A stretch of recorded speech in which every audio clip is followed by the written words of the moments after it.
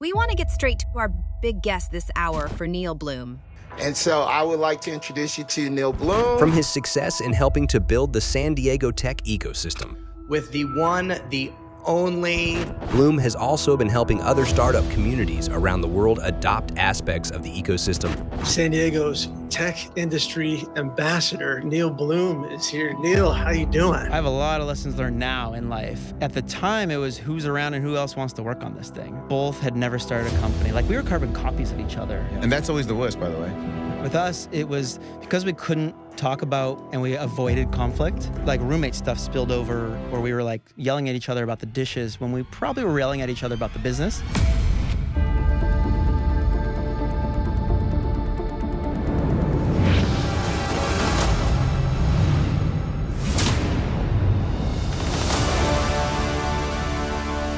So I'd like to welcome Neal Bloom to join us on the Vini Vidi Vici podcast as one of our first guests. You know, he's the managing partner of Interlock Capital, which is based in San Diego area.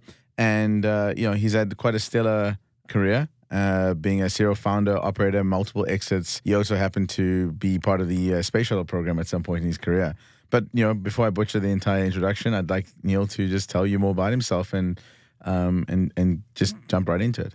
Thanks, Vinny. No, it's awesome to be here. Love this studio. So I'm born and raised in all Southern California. While I've got most family East Coast, I grew up in California to a serial entrepreneurial family in the restaurant business. Makes sense. So I grew up just seeing my dad and my grandpa managing and owning hamburger stands. Wow. So that was kind of what I knew. I kind of had the same experience, by the way. Really? My parents had a food shop. I was growing up in my hometown, and my mom and dad started the shop, and they made, at one stage, actually before they started the shop, they had a hamburger stand. Okay. Over like Christmas, because we grew up in South Africa. We weren't very wealthy, and so I remember it was like near Christmas time. People were coming down. We were at a small town, so it was like a holiday beach town. People used to come down, and there was this like trailer park, and my dad somehow managed to get the owners of the trailer park to let us sell burgers there, and it was an interesting experience as a young kid. I must be honest, and it was like it was interesting because I'd never been in this trailer park type place, and this is like the 80s, right? Mm-hmm. So it was very weird, but the people come in these trailers. I'd never really seen these things before, and then they camp out there, and then they come to us for burgers at the burger stand, and that's how I guess we paid for Christmas presents that year. Amazing. Did you flip some burgers? Did you cut some potatoes? No, I didn't do any of the cooking stuff. There actually was an arcade machine where I used to go play Pac-Man. Okay. So I spent most of my time there playing Pac-Man. Got it. Yeah, I was my parents didn't have me cooking either. Mm-hmm. I helped with rolling up coins. That was my job. Take all the everyday and wrap the coins or whatever. That's cool. Which was kind of fun. Okay, so you had the entrepreneurial genes. It's kind of funny. Like our parents, I guess our generation, our parents were very obviously non-electronic or engineering or software driven because of the 80s or whatever when we grew up, and it's interesting how we watch them create these businesses and then we go on and do it ourselves. Mm-hmm. So how did your journey progress from there? So my dad actually pushed me to start a power washing business. Wow. He's like, I got to pay these people to wash our parking lot. Why don't I buy you one and you pay it off by washing? And I was like, okay. And he's like, you figure out the rest. And I hired friends to kind of like be like my hose boys to like clean up and be like my assistants. And I paid off the power washer and I continued to use the power washer as selling to like real estate owners during college. But just a month before I graduated high school, I'd already applied to colleges and everything. I was going to go learn business in school, but really I expected to go into the family business. So my path was already mapped, I thought. A month before, literally, my physics teacher said, hey, come help us on this robotics team. We could use your help. We need someone to like do some stuff in the metal shop.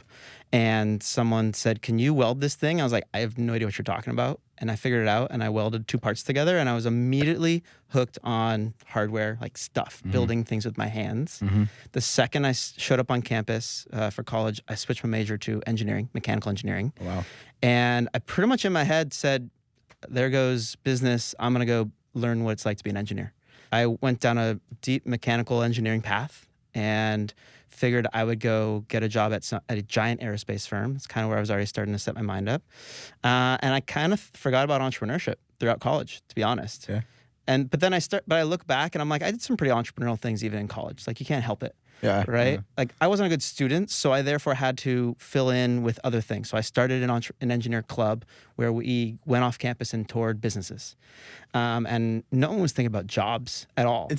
I mean, it's actually kind of funny because like when I was in college, I had a band management business. I used to like rent out venues, put bands in there.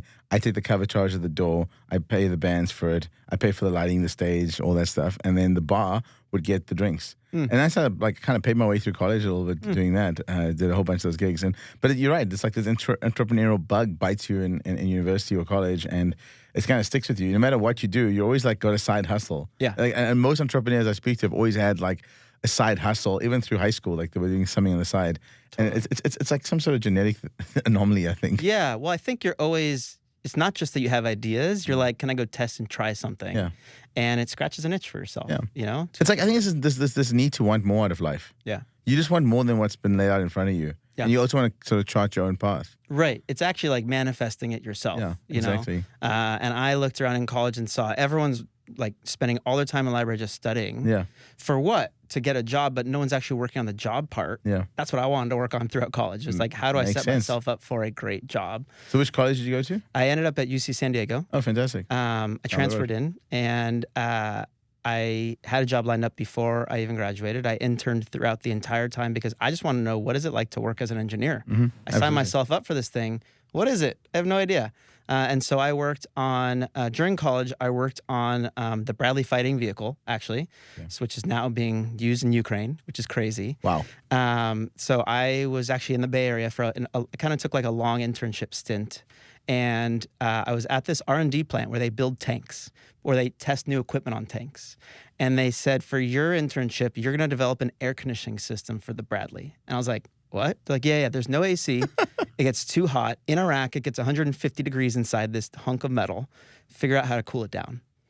And I was in college. I was like, okay. And, you know, you just say yes. Yeah, and you figure it out. I started going around to like plumbing supply stores and just like acquiring equipment, making friends with welders and mechanics. I was like drawing stuff like, can you make this fuel tank for me?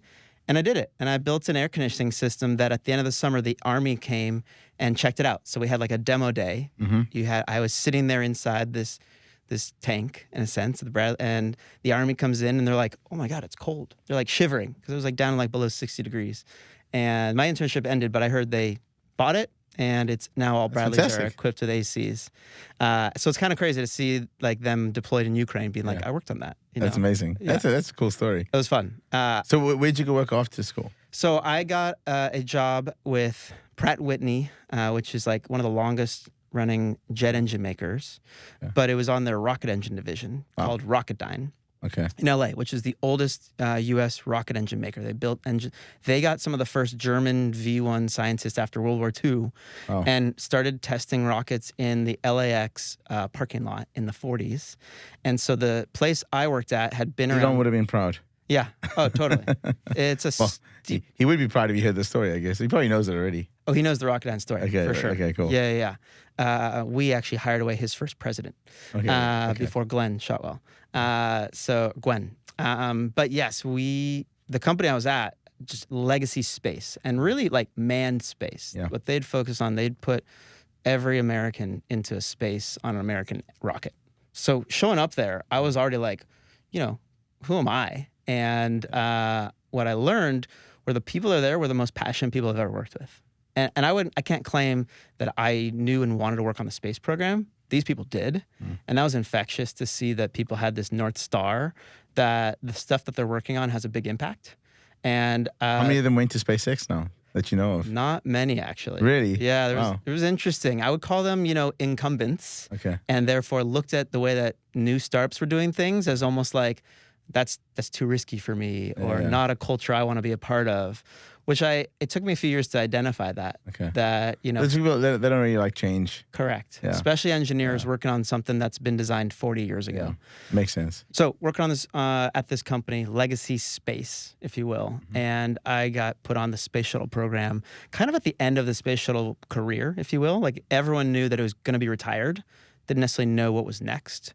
So I was lucky enough right out of college to get put on the launch team, the test and launch team for rocket engines, which was crazy as like a 23-year-old to be like, hey, really is like a product manager. So the engine was finished being made. They're like, go test it in Mississippi, New Orleans area, and then be there for launch day in Florida, which I don't know, as a 23-year-old felt like a lot of responsibility. But, I did it. And so I was part of 12 launches. So this is like early 2000s? Yeah. Okay. 2008, 9, 10, 12, actually, more time frame. And so we were launching about crew of 5 to 7 per, bringing up still pieces of the space station, or we went up even to fix one of the telescopes, It was pretty cool to be a part of. But because they were retiring the program soon, they actually had to put a lot of perks in so that people wouldn't leave, because everyone figured the program's ending soon. So we got to go space camp and do the Vomit Comet and go to launches and just see them. So it was fun to have. Do the Vomit Comet? How was it? It was amazing. Did you vomit? I didn't. Okay. No, you float for 30 seconds to a minute, and they give you tasks. They're like, all right. Is this the parabolic flight? Yeah. Yeah. So throw 50 M&Ms down, and they just straight down. So for those listening or watching, the sort of the Vomit Comet is this you can actually go as a civilian to Vegas and they fly out there, and it's basically a parabolic flight curve. Yeah. So I think at the peak of it, starts you become weightless for 30 seconds to a minute, and it just kind of goes up and down in midair. And I've got friends who've done it, and they loved it. I mean, I'd love to try it one day. You should do it. Yeah, you absolutely should do it. Okay. It's a pretty fun experience. Yeah, there's just ups, downs, high G's, low G's. Yeah. Yeah. Well, how many G's going up?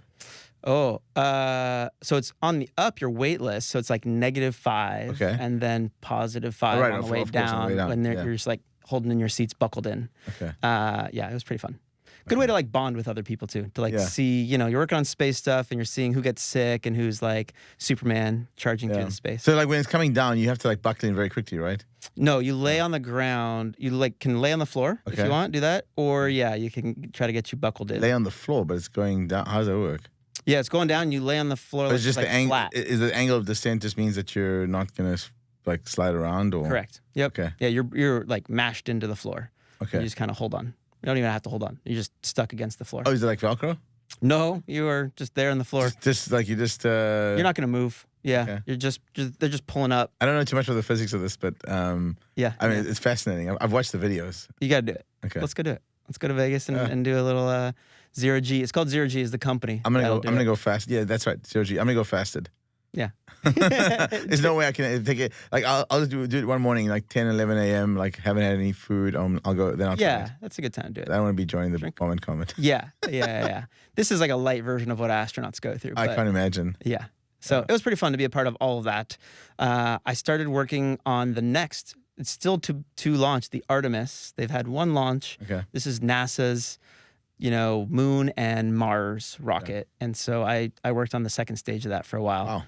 Wow. And then you're literally like an aerospace engineer. Yeah. That's what you did. That's the background. It's kind of cool. It was weird to look and do rocket science of some sort. But just talk me through how much did you have to know to go into those jobs? How good were your marks? No, they were not amazing at all. So no. we were trusting guys like you with pretty average marks to go out and build space. Yeah, luckily the space shuttle was designed in the 70s. Okay, so we were just little doing tweaks and optimizations. Okay. We weren't designing brand new systems like SpaceX is doing. So no, for us it was really more about just being perfect about stuff, not letting mistakes happen. Yeah. This is one of those cases where you really started to learn certain skills. I learned to pick up was just making sure that you don't overlook stuff, things slipping through the cracks. But I was on a team that was actually data analysis focused. So I had 30 years worth of data to go and look at the next test fire and be is that sensor out of whack? Is it broken, or are we seeing an anomaly? So I was a lot on the data trace, data analysis side. And then I'd present to NASA saying, this engine is a good engine and it's ready to fly. And you have the data and backing it up. Okay. Yeah, but like I said, there's people who've been there 40 years. I just tap into their brain power and be what were you thinking when you designed that? Yeah. And the people were still around, who had done that. I'd love to watch some of these aerospace engineers debate stuff. It reminds me of that one scene from Armageddon where the guys like they're arguing about whether to blow up the nuke on the surface or inside the asteroid, and the generals are arguing that the president's chief advisor at the White House says you can launch it at the asteroid, and he says, I know the president's advisor. I was at MIT with him. And at this point in time, you do not want to be taking advice from someone who got a B- in astrophysics. And I was like, line for line, that's what he said. And I love that scene. It was just like, okay, so this is like the smartest aerospace engineer in the world telling them you have to go into the asteroid and blow it up. Right. And you had like the drill guys, The drill right? guys, Who were yeah. like, we know how to do this. Yeah. We don't need to hear from the space guys, Yeah. right? It was a lot of that. It was like leaning into domain expertise. Exactly. That's what I'm saying. I'd love to be a fly on the wall, listening to these guys argue the pros and cons of different strategies to, I mean, even Elon, like sitting in SpaceX, and I imagine like sitting in those meetings must be spectacular, watching the debates between him and the engineers. Each team. Yeah. What's interesting is that these systems are so complex that you have an expert for every part. Exactly. So everyone has an opinion, but is super microscopic. Yeah, okay. Microscopic, right? They're like, this pump can't handle that. And you're like, it was designed to do this, get people to space. We don't care about your specific little piece. So it was really a lot about getting people to think about systems, not think about how is that little wall of your pipe, going to react or something like that. So that was my job. I was the systems guy. I had to convene everyone, a team of experts, and be like, are we good, right? And I had to actually balance someone saying, I'm not good with my part, and what's the risk around that? So actually, that was my big learning, was how to manage a team of diverse enough, people with different opinions, experts of their own regard. And then I had to weigh and be like, we're going to go with that or we're not, which I think helped me a lot later in life to learn how to convene that. It's fascinating how you look at like systems thinking as applies to engineering, and then you apply it to social engineering, like companies, right? So you have, Amazon's a great example, and Jeff's not running it anymore, but I guess he built the platform where, I'm pretty, clearly he did not know how every single part of the organization worked at some point. It got way beyond him. Yeah. And he only ever famously had like 6 people reporting to him or something. Wow. So the whole of Amazon was run by Jeff and then 6 lieutenants reporting into him, 5 or 6. And then they kind of modularized the entire business. So people at AWS would have no idea what people on the other side are doing necessarily. They kind of, but there's always someone coordinating at the systems level. So that applies to all large companies, Google. Yeah. You have this like compartmentalization. Yeah. So it's very similar to the systems engineering thinking around spatial design, anything, even software engineering, right? You have these massive software systems where there's a little bit of code, like banks today. Famous story. A lot of banks are still running on COBOL. Yeah. For those of you who know what COBOL is, it's a 3rd generation language. It was popularized in the 70s and 80s. CLI based, command line interface based, and there are a number of banks in the world, large banks, that have still got a team of COBOL engineers maintaining the mainframes and the systems. This is like super low level code. Yeah. And they can't migrate off it. It's actually pretty robust. It's not very fragile, but there's just maintenance that needs to be done, and the migration is just too expensive and take too long. So that it's cheaper than, and some of these guys get paid huge sums of money. Millions and millions of dollars to be a COBOL engineer with like 30, 40 years experience in COBOL, because you can't, like some kid coming up the ranks at university can't exactly go and get that experience. Right. To run you still systems. had COBOL on the space shuttle program too. Okay, well, there you go. My point's made. Yeah, like the relevant expertise. But the piece you mentioned about the big system is actually what took me out of rockets in a sense. I was feeling like I'm a little cog in the wheel in this little just engine. We were part of a company that made everything. Like Pratt & Whitney was owned by United Technologies, which owned Otis Elevator and owned Sikorsky Helicopter. I knew nothing about the business side of what we were doing, and that's what started to scratch an itch for me of just like, what's our bigger goal here? Are we making money? Are we building a business, or are we playing around with rockets? And that's where my mind started to wander towards the kind of my end of my, just as the space shuttle was retiring. Okay, so you had this engineering like focused early career. Clearly, the entrepreneurial bug's gonna bite you at some point. Where'd you go from there? It actually came from the retirement of the space shuttle program. So I actually started an MBA program by night to just start learning the business side of the world. It actually was more about, we heard layoffs were coming, and if you got laid off and you're in an education program, the company kept paying for your education for a year. That's a great hack. So I just jumped in and was like, I'm going to start getting a degree. a master's degree in something, and it was an MBA for me. And the layoffs came, and I didn't get laid off. So I'm like, oh, now I got to keep working and keep getting my MBA and keep, going at it. But as soon as layoffs happened, a good buddy of mine at work got let go. And in the end, 60% of the engineers got let go through the retirement of the space shuttle program. And I started to have actually survivor's guilt. Like, why was I the one sticking around as a 6 or 7-year-old? Like, why am I more important than the 50-year cobalt engineer, right? Yeah. Who like literally brain power is like a national security thing, exactly. Right? And so I started thinking about, like, how could I help all the people that got let go? How could engineers who all they've ever worked on was rockets, and there weren't a lot of people hiring rocket scientists at the time, how could I help them retool and maybe translate their skills into a new career path? And so that was my first startup, was what I thought was LinkedIn for engineers. Okay. We had many pivots, but that's what we started building. So my partner my eventual co-founder who got let go, we utilized his new career or really just like job hopping, or job interviewing process. We started building products that he would test in the interview. Okay, so let's pause there for a second. Yeah. How do you go about selecting a co-founder? Because I get this question all the time. I've already posted videos about the fact that you need to have a co-founder when you're starting a company. You shouldn't do it by yourself, especially first-time entrepreneurs. Yeah. Co-founders are great. I've had co-founders in all 7 or 8 of my companies I've started. I just don't think entrepreneurship is a solo gig, and it shouldn't be. No. Now, some people can pull it off, but I think for the majority of people, we need people to bounce ideas off. And totally. I also say, if you can't convince anyone else to join your company, it's probably not a good idea either. So you got to find someone that has that shared mission and values. So how do you go about finding a co-founder or deciding on who to pick? I have a lot of lessons learned now in life. At the time, it was who's around and who else wants to work on this thing. Okay, so any warm body will do, basically. It was low warm body, but also relevant to somehow the problem space. Okay. We were both aerospace engineers. Both had never started a company. Like, we were carbon copies of each other. Yeah. And that's always the worst, by the way. Yeah. That's always like the worst. I always tell people, you find co-founders with complementary skills. If you're engineering, you get someone who's business. If you're, and vice versa. Like, you cannot have the same. Look, again, they're always counterexamples for the rule. So there's always this is like an 80% rule, and you'll be 20% counterexample. So like Larry and Sergey, both engineers, great. Yeah. Like they started Google. They had a good run. But very, very often, for the businesses that are not like deeply engineering, you need to have a bit of both.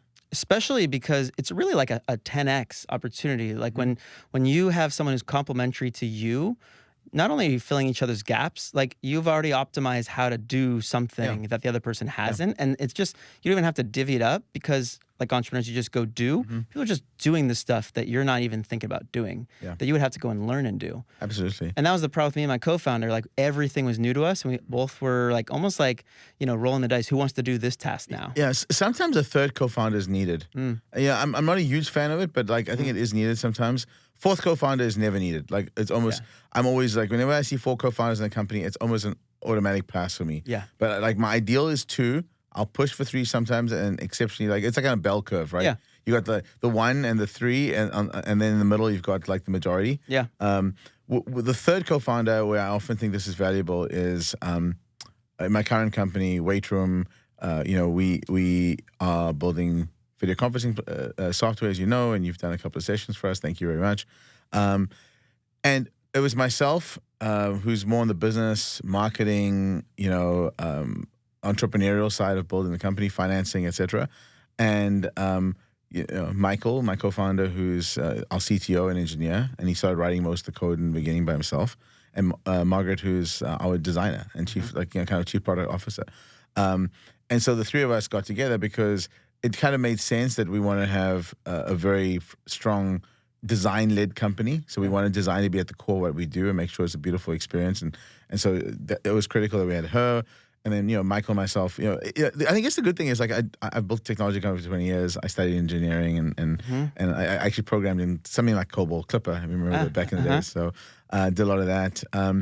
And I just find that sometimes you just need, and honestly, having a female co-founder is great. I think it's most teams would benefit from having a third co-founder. 3 dudes starting a company. I think it's, try and find a female to help balance out. Even if it's 2 guys and a girl, or if you're 2 girls, you're looking for a third co-founder and a guy. Yeah. Like that diversity of thought and experiences. It applies across genders. It applies across disciplines. Yeah, skill sets, everything. I totally agree to have as diverse as possible. Yeah. You want to learn to be told your baby's ugly, right? And everyone's going to come with a bunch of different world experiences and say, I've learned this. We should apply this, and it's the meeting of minds. No, not just the meeting of minds. The disagreements. The disagreements are healthy. Yes, you're right. The disagreements are actually very healthy. We don't always agree on things. We go back and forth. Sometimes I'm right. Sometimes I'm wrong. Yeah. But we treat each other with respect. Yeah. And that's the one thing I think separates great companies and great founders from the ones that fail. The ones that fail, and I've had this before in previous companies where literally we have a staff of 20 people, and then one of my companies, there were 4 of us as co-founders, which was not a good idea. Mm-hmm. And we would be shouting at each other in meetings. We were young, we were 20 something. So we would shout, and people would be walk out of the meeting room, they're like, what's going on? And it's very unsettling for the employees. Sure. But that's just stuff you learn as you get older, you become more mature, you're able to manage teams, and you have a lot more composure. Yeah. But I think we would have gotten a lot further as a bunch of 20-somethings building a company if we treated each other with more respect. Even though we were friends. Mm-hmm. We were friends that started a company, and I think somewhere along the way, the stresses takes respect and throws it out the window. Yeah. And you just kind of start treating people like shit. And that's just not, it's not cool. Yeah. And I've learned from that, right? Yeah. So, the emotions and the anger and whatever, you put it aside and you get to the root cause.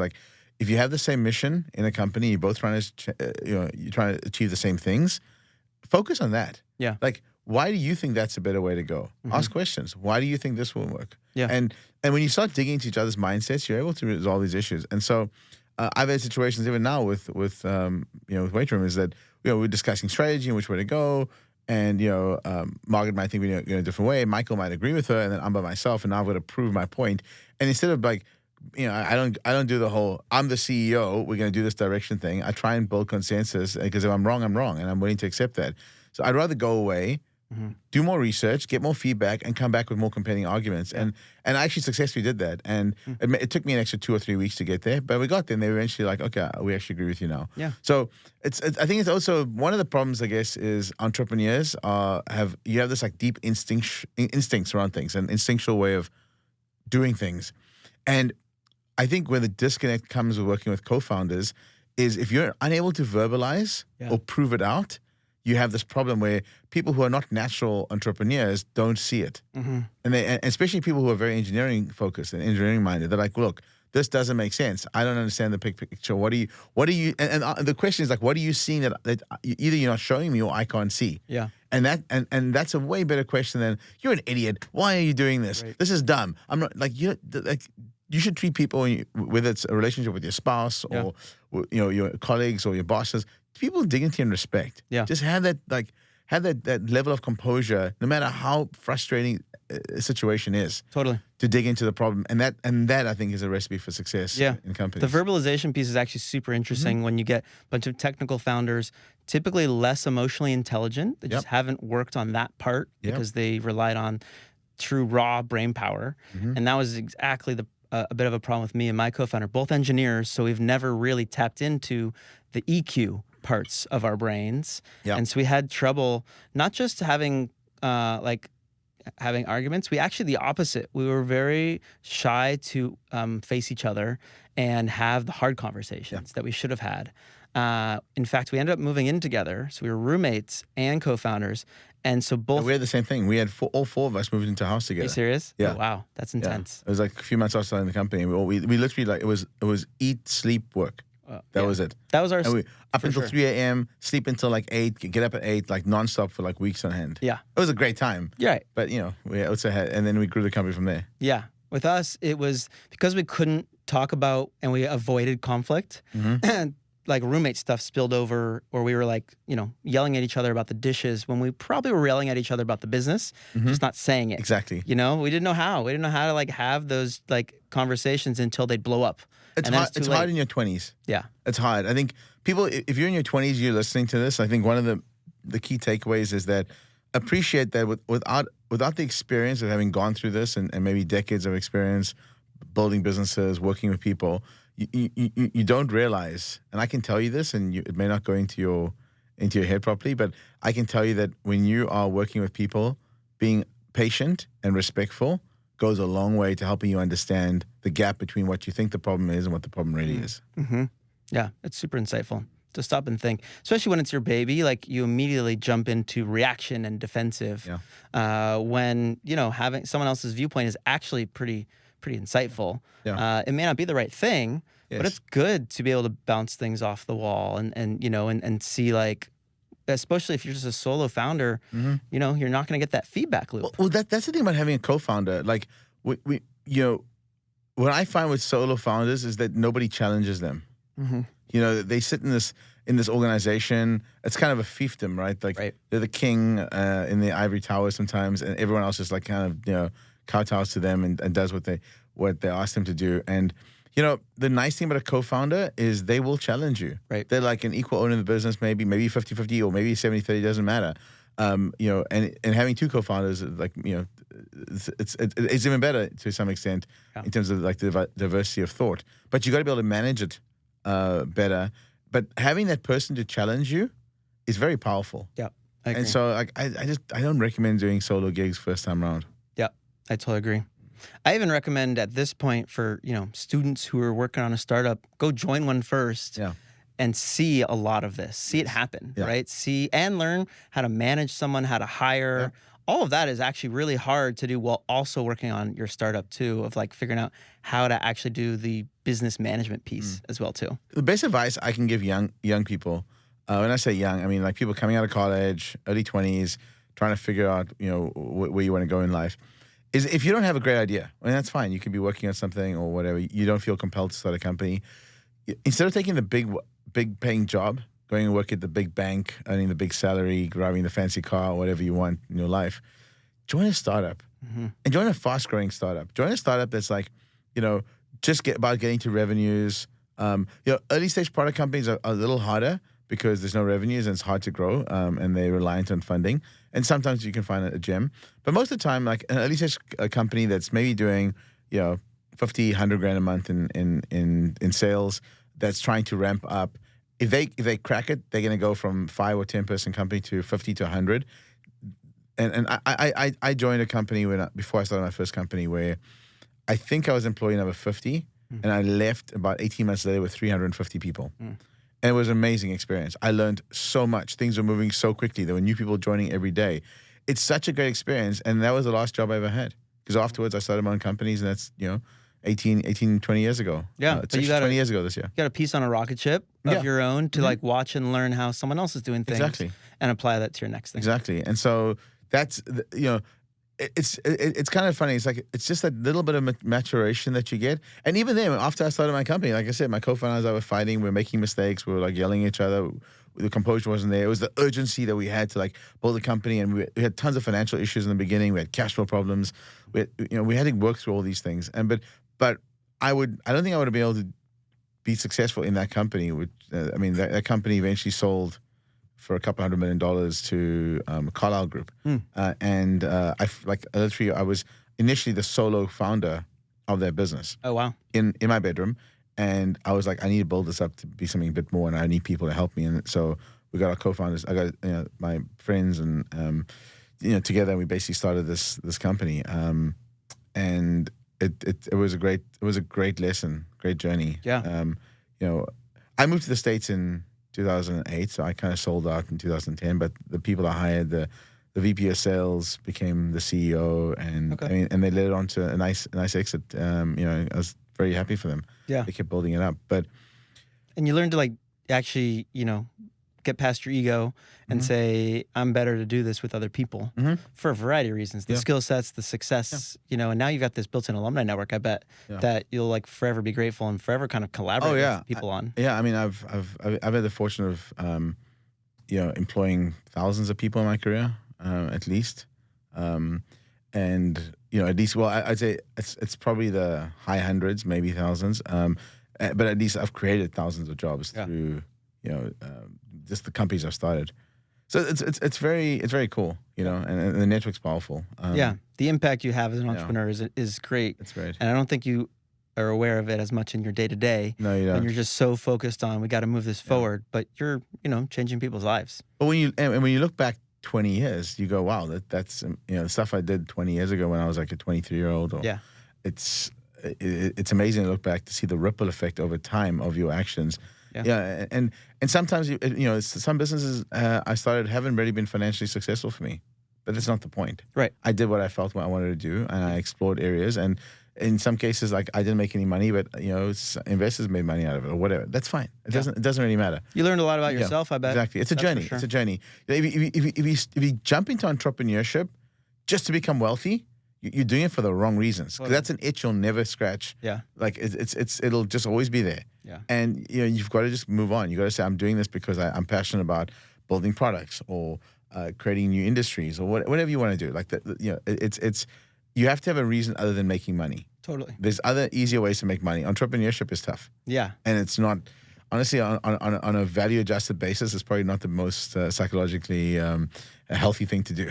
No, which is kind of interesting. A lot of founders come in with, their own troubled past or their own problems, and they're solving someone else's, the world's problems, but really they're like solving their own and they don't even realize it, Yeah.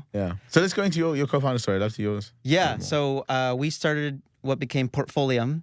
It was originally, we thought, LinkedIn for engineers.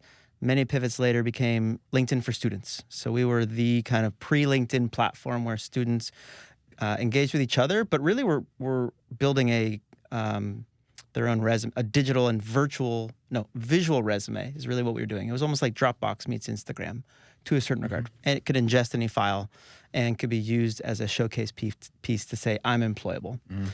So my partner and I, both engineers, we didn't have any experience in any of this. So we just said, all right, what needs to be done today? And he said, we need to build a site. So he decided to learn to code by watching YouTube and started building a website. And I said, all right, I guess you're going to work on that full time. I'll work on everything else. And so I worked on everything else, which at the time was really just like interviewing our potential customer. So I would take sick days off of work. I was still working in aerospace to go interview universities because we'd already figured out we want to go towards new grads. And I'd go interview, walk around a campus and just figure out who would be our buyer here. Who is it? The student? Does the student actually pay for a tool? Is it the career center, which was kind of the obvious, in the end was not our buyer? And who else would be interested or really care about a student's career? Because at a university, it turns out all they care about is actually just teaching you what you're currently learning in class. There's no real actual financial incentive for them to actually employ these students, which is kind of a mismatch. And therefore, students get into debt, go through college, get a degree, and then are left with what? I've never understood why or how people take up courses at college. When you have to look at like what is the person studying, and what are the most likely or probable career paths post graduation, and what the earnings for that person is going to be afterwards. And so I get the whole follow your dream, follow your heart thing, do what you want, go study, whatever obscure, non-productive course you want to do at university is. But you got to pay back that debt at some point. Right. And so if you're going to get a job earning $50K a year afterwards, but you're super passionate about it, that's great. You probably didn't need the degree for that job. Right. You probably could have gotten that job without that degree and saved the 150, 200 grand, whatever it was. Totally. And it's a huge mismatch. So the education system in this country is, I think education becoming obviously overinflated in terms of the cost, cost value, cost benefit ratio. If I look at places like South Africa, and other parts of the world, education is a lot cheaper, and so you can do whatever you want. If you live in like the Nordics or you live in South Africa or any African country, you can go study whatever you want. You can go study, I don't know. I don't want to insult any career because every career is respectable, every job is respectable. The real reality is that not all careers earn the same amount of money. And so America's got this weird problem where there's a baseline cost to study everything. And that baseline cost is often just unprofitable. Right. It's uneconomical for you to go do. Right. Whereas if you lived in South Africa, you could do whatever you want because the cost is relatively low relative to how much you'd earn afterwards once you're a graduate. And I think in other parts of the world, education is free. Free university education. So you have free education. You could go and study the most low level. You can like, I'll even do like janitorial 101 at university, whatever, and become a janitor. And that's okay because you're not paying for a student loan, paying it back, right? Yeah. And nothing wrong with being a janitor, but No. that's, it's a low paying job. It's a minimum wage job. And so I think it applies across the board. And America has this problem because I'd say 70 to 80% of the degrees you're going to do out there will not be economically viable in terms of your future earnings as it relates to the premium you would earn over and above like a non-degree job. Correct. Right? So if you were getting a non-degree job for, let's say, I don't know, $40 an hour or $30 an hour, and you get a degree and now you're earning $50 an hour, does that incremental 10, how long does it take for that incremental $10 after taxes to pay off your student loan? Right. It takes a long time. It's a lot. So it's all about the increment. Now, again, you can do it for other reasons. You can do it because you find it interesting and whatever else, but don't fool yourself and don't saddle yourself up with debt that you can't afford to pay back. Yeah. But we can go deep into this, by the way. Yeah, I mean, I know. higher ed. I know. Because I got working in it and selling into it, got a little jaded. Yeah. I mean, the biggest thing is we've told everyone you won't get a job without a college degree. So everyone's like, okay, well, my goal in life is to get a job. I guess I'll go get a college degree. But we don't take them past that. Yes. We don't say, and now we will help you get the job that's right for you. Actually, I think you're starting the wrong point there. I think you have to start with what job do you want to do? Great. And then find the degree that matches that. For sure. Because what happens is people go to college, they finish their degree, and they go, okay, what am I qualified to do? Well, I don't like any of those jobs. Right. Now what? And have we ever reverse engineered like the true path for what employers need? Yes, really, exactly. for people coming out of college. What I found, and this is from South Africa, is I found that because I studied in University of Cape Town. What I found is that what industry needed at the time and what I was studying was a clear mismatch. Because back in those days, Microsoft, I think they were sponsoring a lot of university courses and forcing universities to, not forcing, but like making it very easy for them to teach Microsoft. Yeah. And then when you got out, like there was just the MCSD programmers and the whole that whole era, and they highly commoditized the market. So even if you had a university degree, you had to deal with this like Microsoft problem back in the the 2000s, late 90s, early 2000s. Where it's it's Visual Basic and all these products that they were pushing, and the universities never adapted. It's probably changed by now, but at that point in time, they were so embedded with Microsoft to teach Microsoft skills that you weren't equipped. When people come out of university, and as someone who, by the way, when I started my first company in 2003, I had to hire developers, and when they came through and gave me their transcripts at university and like what their computer science or information systems courses were, and it was like a lot of like Microsoft crap. Like we couldn't use it because we weren't building on Microsoft stack back then. So it's very interesting. Yeah, quite how mismatched and how misaligned universities often are for the wrong reasons. Like in some ways you can argue this, even though these are sort of non-profit organizations in South Africa, but there is a level of corruption. And I'm not saying Microsoft bribed anyone. I'm just saying it's like they had their view. They gave free software. The universities, this software is free. They're great. Let's teach it to our kids. Yeah, and let's put them out there. Meanwhile, the highest paying jobs were on other stacks. Right. Yeah. Totally.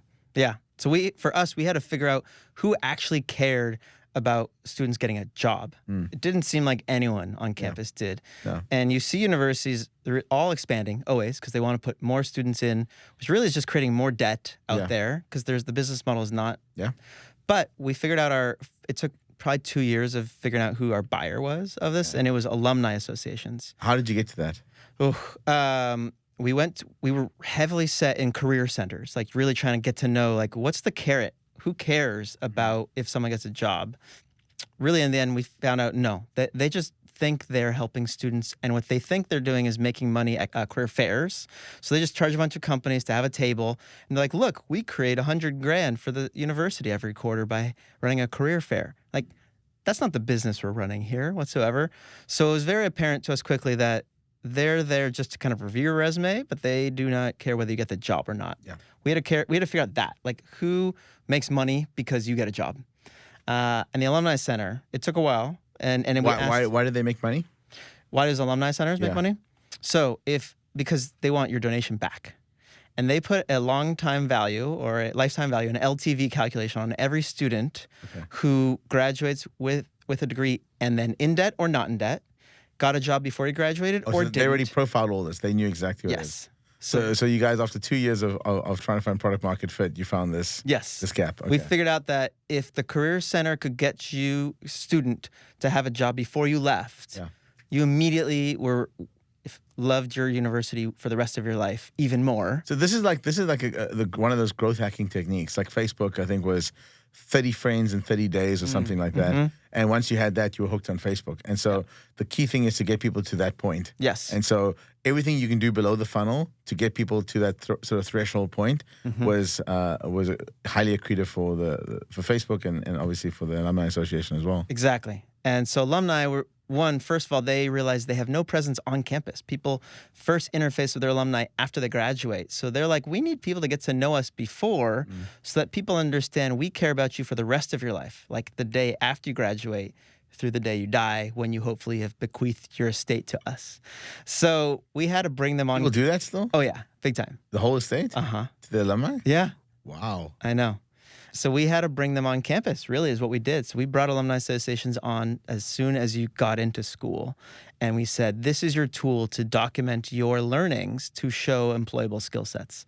So we had to kind of retrain people, even freshman year. What you're learning now could be used to help you get a job. And no one was really thinking about that until after they graduated. They're like, all right, I have this degree. Where am I employable now? So that was our big thing. And it took us a while to get there. But alumni associations became our buyer. And we sold into thousands of schools through that. So how did that company play? How did you? So we got into the UC system, Cal State, and California community colleges. Those were our first 3 systems that we got into. And then I had to go, I hit the road to go implement it. So I visited every school 5 times within a year to actually get people to use the software that they just bought, which was tough. So I was kind of away from my co-founder for a while, on the road, just kind of implementing while he was building new features for it. And we communicate through. Just 2 of you in the company at that point? We were 4 at that point, and we just raised our first kind of angel round, and we hired 2 people. Kind of hired a CTO to rebuild the product that he had built, and then someone else. So just 4 of us. And then we started to hire people. But at that point, there started to be like this physical disconnect with us, right? We weren't spending every day with each other anymore. And this gulf where I was with the customer every day and he was locked away building product. Whether it was needed or not, he was working on his own roadmap. So we just kind of had a distance between us. Drifted apart. Yeah. And I felt like I, kind of raised the money, made the sales, was implementing, I guess, starting to feel like the CEO, yet he was calling himself CEO. And the titles don't really matter, but in the end, it became one of these points where we're like, who's doing what here? Who's the decision maker? I'm always skeptical when I see these co-CEOs in a startup. I'm like, this is not going to work out. Yeah. If you guys can't agree who the leader is, who the natural leader is, then you're probably going to screw it up somewhere else. Yeah. There's a little bit of ego there with the title, wanting the title. Of course. That's my point. Like, the moment it's an ego battle for CEO title, then the 2 people are probably uncompatible. Right. Totally. So what happened? So one day I showed up at the company and he said, we need to talk. And our other board, we had a board, it was me, my partner, and 1 board member, our only investor. And I was handing a note saying, you're being asked to leave the company. And I was shocked. Like, I was like, how much of the company did you own? 30+%, I was shocked. Like, I did not see it coming. Did not know even what to do in that moment. Obviously, communicative wise, didn't even know how to like push back or anything. So I just left and walked out and like pretty much never saw him again at that in person, by the way. But it hurt a lot. It took me months to recover from being just kicked out of my company, let alone everything else that kind of came from that. How did you deal with it? At first, so I mean, there was like, eventually looking back, like there was a lot of like stages of grief to a certain regard. So, I at first looked at my engineer brain kicked in, kind of like looked just like logic based, just try to figure things out. I try to talk to people who had gone through it at first. At the same thing, like they had gone through a co-founder breakup. Then started talking like legal, like do I have some options here to get my company back or do something about this? And so I spent a lot of time on that. And then I just started to kind of sit with myself and be like, what's next? Like how much really is there to focus on of yesterday? What can I learn from this to never let this happen again tomorrow? And that was the next few months, was just like looking inward, looking at myself, and really like assess the mistakes I made maybe and say, talk about them out loud enough to say, okay, Did I learn from that? And will I not repeat that? Did you get an exit there eventually, or did you make anything out of it? Yes, I kept my shares. They tried to buy me out. I said, no. Like, whatever they offered me was not there. And eventually the company was sold, and we had a pretty good exit out of that. Congrats. Yeah, I was lucky. Yeah. It doesn't always end that well. No. But at least we had gotten into repeatable sales. Yeah. So there was something we can go and just keep selling. And, that playbook I had built was pretty much followed all the way. And it was acquired by a larger public company who was selling into schools as well, too. Okay. So, yeah, that was a huge, huge lesson learned for me. And what I did next... What's the lesson? What's your number one lesson on that? Find a co-founder who's complete opposite of you, first of all. Have the hard conversations like as soon as possible. Don't let them fester. Oh, legal-wise, there was things that we said about like ownership of company we never wrote down. Big one, obviously. The things that you agree on, put down on paper. You didn't have an operating agreement. Correct. Put down on paper the things you even just cheers to, but are actually like fundamental pieces of the business. That's for sure. Other aspects, like we didn't have really a support system so like we didn't have a board or advisor group to help us in the day-to-day. So there's really no one to turn to be like, hey, help us through this before we break up the team, So yeah, we didn't really surround ourselves with like, the graybeards or the experts in that regard. In our 20s, like we kind of needed maybe a little bit of adult supervision aspect to be like, hey, you guys aren't running things right, or you're not hiring right, stuff like that. But we didn't know. We were just doing the next thing that we had to check the box. Yeah. So yeah, those are a lot of the pieces that I learned in that regard. And then I went and got a job, to be honest. I went and I realized I never learned sales or marketing or any of these things. I was just an engineer who then started a company. So I was like, I'm going to go get a job just to learn those skill sets so that the next time I start a company, I'll know some of those aspects. So that was another lesson learned for me, was just like, be aware of what you don't know and understand if you need to hire for that and to fill that in, or should you have some subject matter expertise here? And so I joined a 10-person startup that was doing amazingly well. And what was it called? Hired.com. Hired.com. And we were 350 people within 18 months. So went from 10 to 350 people, went from 3 million to 70 million revenue in 18 months. Like, it was a rocket ship. And I learned everything else about running a business at that point, to be honest, from fast-growing startups are the best. I mean, fast-growing startups are probably the best MBA program you can do. Right. Like, you jump in a fast-growing startup, and the thing about these startups to grow quickly, if you work really hard and you put it in, the founders, the operators, they notice you and they promote you quickly. Like even myself, when I'm busy building a company and things are moving quickly, it's way easier to replace someone and promote someone higher up than it is to try and get someone to come in on top of somebody else, and then the risk losing that person. True. So people appreciate when you actually take notice of the efforts, and a fast-growing company is the one place where you get noticed. Right. And I had just started a company. So the founder, Matt Miekowicz, who I think we both know. I think we've had tacos together, the three of us, when he was in town. I reached out to him. I was like, hey, I've been in your space, been building a talent tech company. How can I help you? And he said, come help. Right. I was kind of had this founder blood in me. But, for me, I was a little at first nervous and shy to go apply for a job, to be honest. And that was a thing I had to get past as well, too. I'm going to be working with, other people who this is a job to them. And to me, I'm just here to pick up entrepreneurial skill sets to get back to starting something again as well, too. But that was like a good lesson for me as well, to like learn to be, an employee to a certain regard and understand what good culture can actually really be like, because culture obviously makes or breaks companies as well too. And we didn't get the chance to really build the culture at Portfolio, my first startup. So that part of being an employee and witnessing someone who'd built culture before, that was great. Great for me to just kind of be a witness, be a part of. Okay, that's great. Okay, and so I guess to wrap up your career part, now you're running Interlock Capital. Yep. And just give us a quick background on what you are with that. So when we sold our company, I started angel investing almost immediately. I was very passionate about helping other entrepreneurs, first with my wisdom of whatever I learned, which was, kind of knowledge, and then putting my money where my mouth is as well. When I believed in someone, also betting on them with my capital too. So started writing checks about 5-6 years ago as just like an angel. And then during COVID, a whole bunch of my portfolio founders and other entrepreneurs in the San Diego ecosystem kind of came to me and said, I'd like to learn to start investing as well too.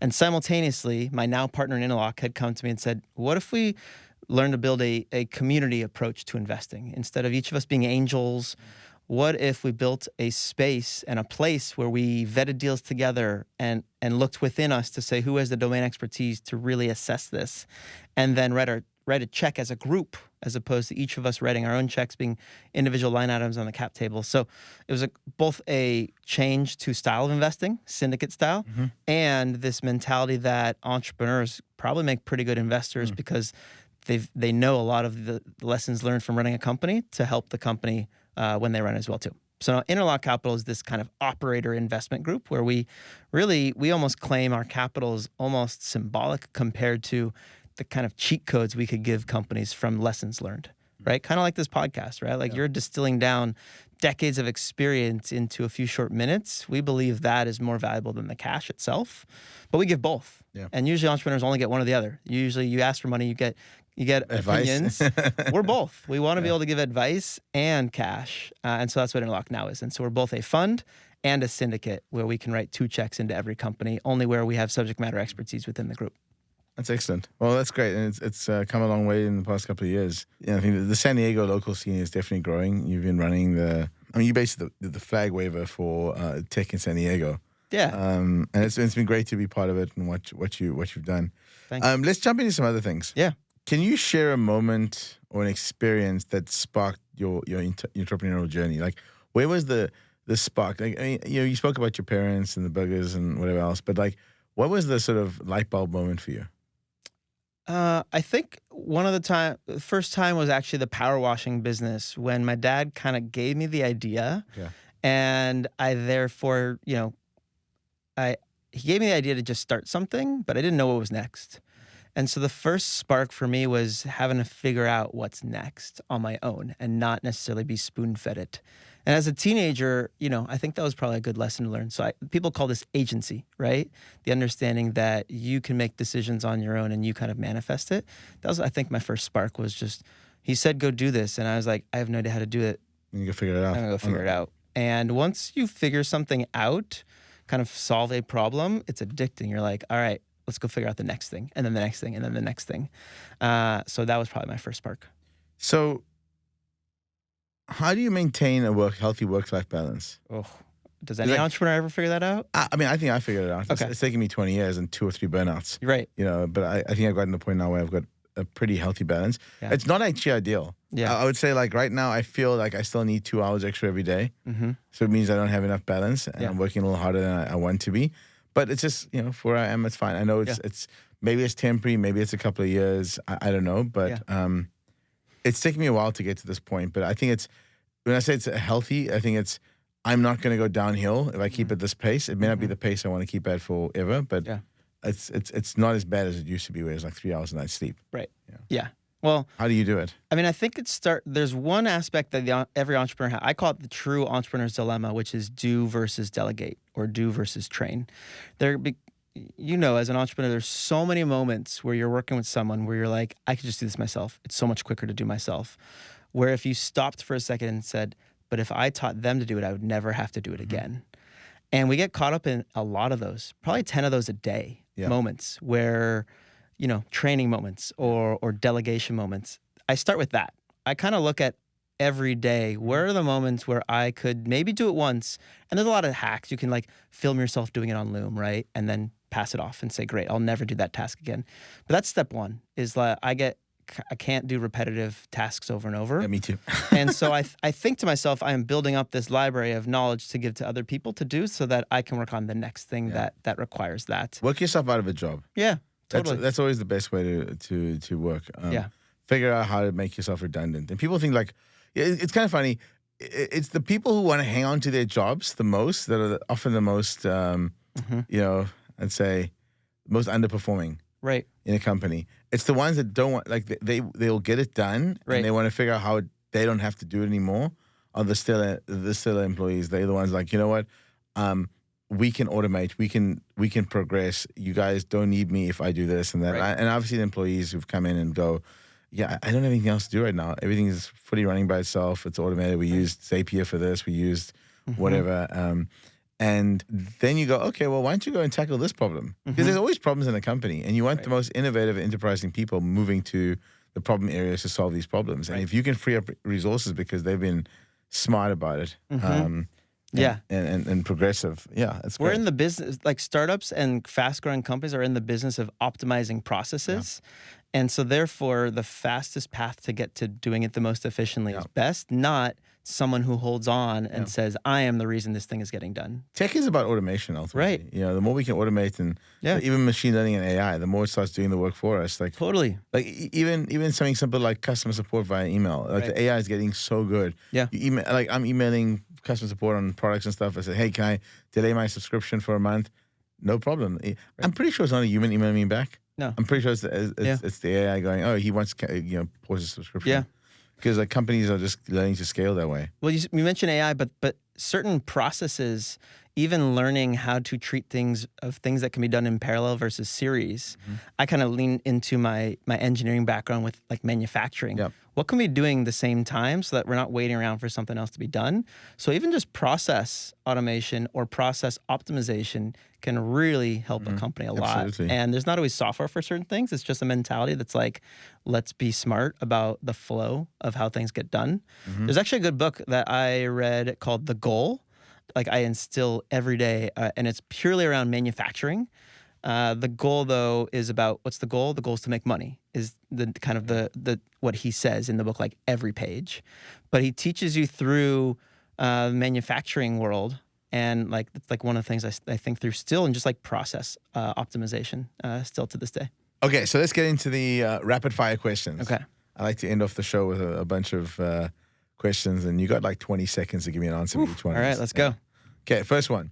What's your top book, podcast, or article recommendation? Ooh, top book. If you're getting into the startup game, Venture Deals by Brad Feld just gives you a deep dive into what venture is. Why are you building this? Fantastic book. Okay. Thanks. What's your go-to habit that you think everyone should implement in their daily routine? Is this a task that I should be personally working on or not? So stopping before you just dive into like opening the emails or do something else. Stop and think, should this be done by someone else? Yeah. Great. What's the best bit of financial advice you've ever received? Ooh. Diversification, but think about the areas that you're actually passionate about and want to spend time on. So invest in areas where you actually would like want to learn and grow in those pieces itself. Very good. What's a common misconception about business or life that you'd like to set the record straight on? Coming from the startup world, like it's not apparent that we're out to build companies that make money, but business is about making money, and that should be thought about. And there's people who spend 10 years burning money. And so we should be thinking about building businesses that build something that change people's lives, impact, and make money off of doing it. If you could go back in time and meet one person in history, who would it be and why? Maybe it would be Albert Einstein, I think. I think I'd like to meet someone who's so focused on something so big, but also a part of making it actually come to fruition and be real about it. And then have some culture and like be a pretty interesting guy. Did you watch Oppenheimer? Yeah. Oh, pretty good movie. Thanks, Neal. Let's give you some airtime to plug some of your things you're working on. You want to talk about Tacos and Tech Podcast and where people can find you online? Sure. So I'm pretty prominent or active on LinkedIn and X or Twitter. Just starting to turn my Instagram public. It's been kind of private to date. But I started a podcast really to put the San Diego ecosystem on the map called the Tacos and Tech Podcast. We talk tech for 15 minutes and then we talk tacos for 5. So pretty fun. We also put out a little newsletter that here are the events and fundings that just happened as well called freshbrewtech.com. And we put on our own events as well too, whether it's an ag tech hackathon coming up. We do a lot of private CEO dinners that we don't publish, but in a sense, like to put events on. So Fresh Brewed Tech is a good way to find that. And then our fund itself as well, interlock.capital, where we support our portfolio companies, but also are always looking to add new investors to our group who specifically have subject matter expertise in the tech world that we could put to work, and from mentorship, office hours to help, grow companies. That's fantastic. Well, we'll have links to all your various endeavors in the show notes. And Thank you very much, Neal. It's been a great conversation, and looking forward to having you on the show again in the future. Awesome. Thanks, Vinny. This was great. Really appreciate the time. Cheers.